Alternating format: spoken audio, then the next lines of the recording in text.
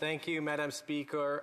On the heels of yesterday's disappointing fall economic statement, I rise to continue pushing on this government to end legislated poverty for people with disabilities. Because to this day, people with disabilities continue to disproportionately live in poverty across the country. 41% of those living in poverty have a disability.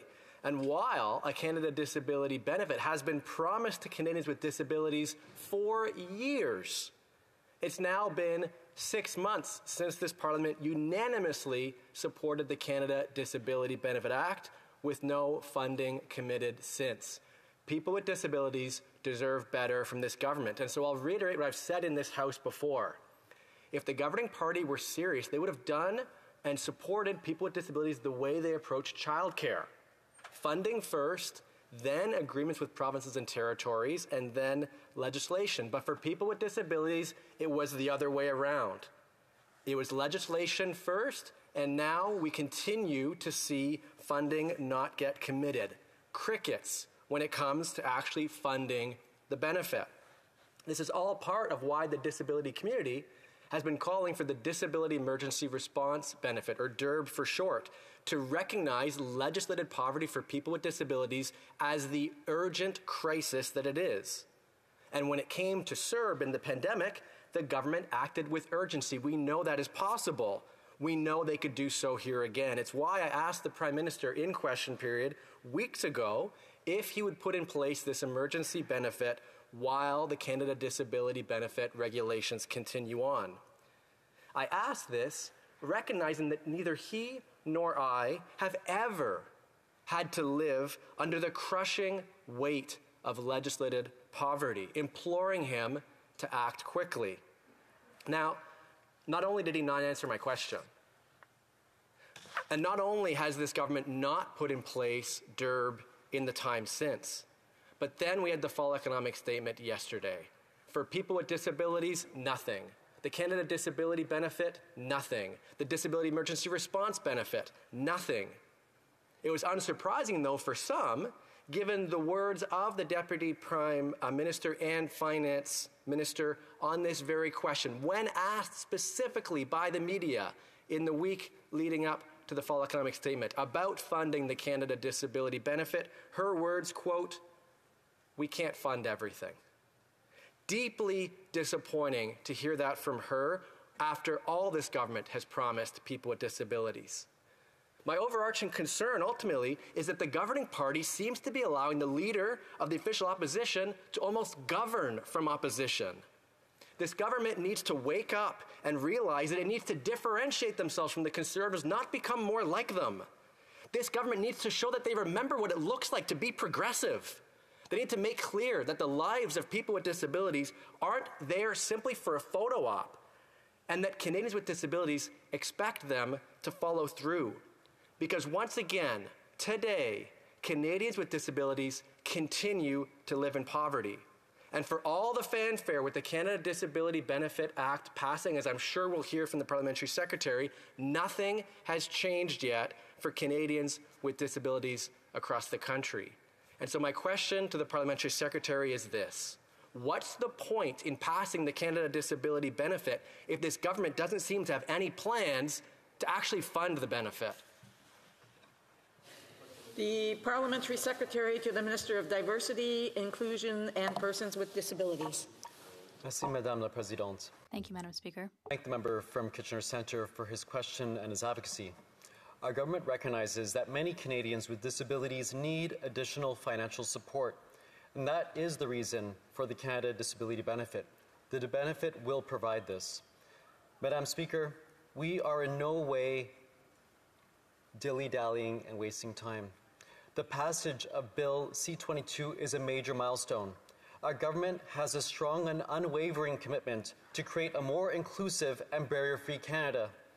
This is the result of decades of relentless advocacy by the disability community. I want to thank all parliamentarians of this House who supported the passing of this critical piece of legislation. This summer, we began the mobilization process for the development of regulations. We are moving forward with our commitment to create and implement a new Canada Disability Benefit as soon as possible. This is a big undertaking, Madam Speaker. We must make sure it's done properly and done well. We can't cut corners. We must respect the regulatory process. We must provide opportunities to persons with lived experiences to contribute to the benefit regulations. The disability community must have its say in how this benefit will look. This is required by the Canada Disability Act. We are now actively engaging with a variety and numerous stakeholders. This includes persons with disabilities from a range of backgrounds, provincial and territorial governments, and Canadians at large. We're working together in developing the regulations. The Minister of Diversity, Inclusion, and Persons with Disabilities and I have held several roundtables with the community who have generously shared their perspectives and experiences. Last week, we launched an online engagement tool. This will allow Canadians to have their voices heard. We are diligently analyzing this input. This is valuable. The input is valuable. It will help us develop meaningful and impactful regulations. When we get there, the draft regulations will of course be published in the Canada Gazette. This will give one last opportunity to Canadians to share their feedback.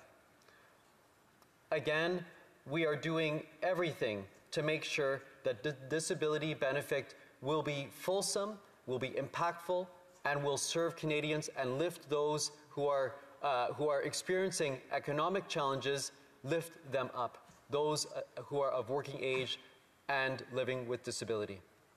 Merci, Madame la Présidente. The Honourable Member for Kitchener Centre.